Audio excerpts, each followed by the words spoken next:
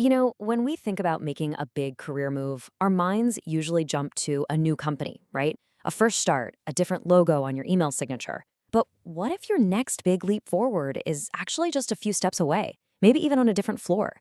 I want to tell you my story about doing exactly that, making an internal transfer.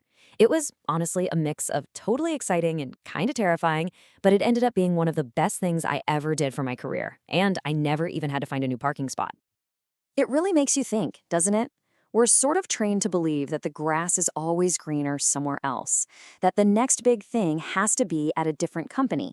But so often, some of the most amazing opportunities are right under our noses, just hiding in plain sight. So today, let's dig into how you can spot one of those roles, and more importantly, how to absolutely crush it when you get there. All right, so here's the game plan for today. We're going to walk through my journey, starting with that initial spark, the call to change. Then we'll get into the nitty-gritty of navigating a totally new team. After that, I'll share what I think were the real keys to success. And to wrap it all up, I've got a super practical checklist for you, something you can use before making your own move. So let's jump right in with part one, what made me want to change in the first place. Okay, so every big decision starts with a why, right? For me, it was this nagging feeling, you know the one. It felt like I'd kind of hit a wall, a ceiling in my role. I just knew it was time for something different, and I really needed to understand what that feeling was all about.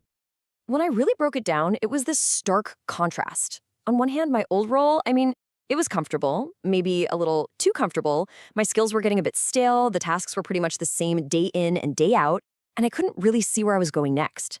But then there was this new opportunity, and wow, it was a completely different story. It was a chance to dive into new tech, tackle really juicy, complex problems, and I could actually see a path forward. It was that classic showdown, the comfort zone versus the growth zone, and I knew which one I had to choose.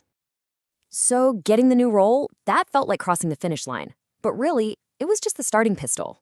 The real work, the hard stuff, started on day one. I had to figure out a whole new team culture, new ways of doing things, completely new expectations. This is where the rubber meets the road, where the real learning kicks in. Look, I knew if I tried to do everything at once, I'd just get overwhelmed. So I created a simple 30, 60, 90-day plan for myself. The first month was just shut up and listen mode. Seriously, I was a sponge, just soaking up everything about the team, the workflows, even the unwritten rules. Then, for the next 30 days, I looked for an early win, a small, doable project where I could show my value without stepping on any toes. And that last month, that was all about building bridges, really making an effort to connect with my new teammates and key people. But honestly, the best part of my whole strategy wasn't written down anywhere. A mentor gave me this piece of advice, and it was a game changer. They said, find the person who can tell you how things really get done around here. And let me tell you, that relationship was pure gold. Learning all the unwritten rules and the real team dynamics from a trusted insider, that did more for me in a few weeks than any official onboarding ever could.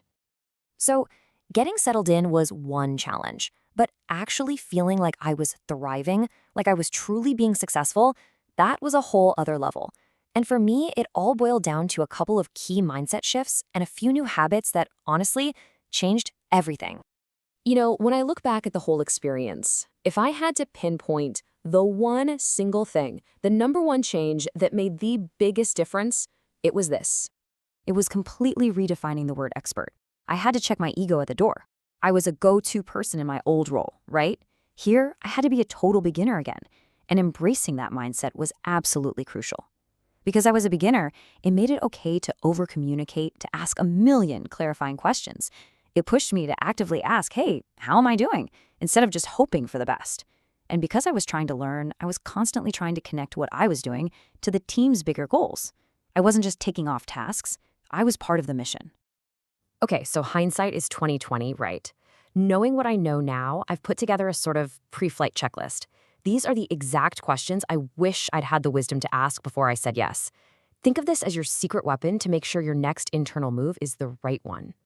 Now, the real trick here isn't just the question itself, it's who you're asking. Yeah, for sure, ask the hiring manager about what success looks like or the growth path. That's their lane. But if you want the real scoop on the team culture or what the work-life balance actually is, you've got to talk to a future teammate. A question like, so, how do you guys handle it when you disagree on something? The answer to that will tell you more about the soul of a team than almost anything else. When it's all said and done, the biggest thing I learned is that an internal transfer isn't really like starting a brand new job. It's more like starting a new chapter in a book you already love. It's this amazing opportunity to totally reinvent yourself, but with the comfort of a safety net, the people and the culture of a company you already get. So, I'm going to leave you with this thought. You don't need to have all the answers to make progress. You just need to start asking the right questions. So my question for you is, what's one conversation you could start this week? Just one. That might be the key to unlocking your own next chapter.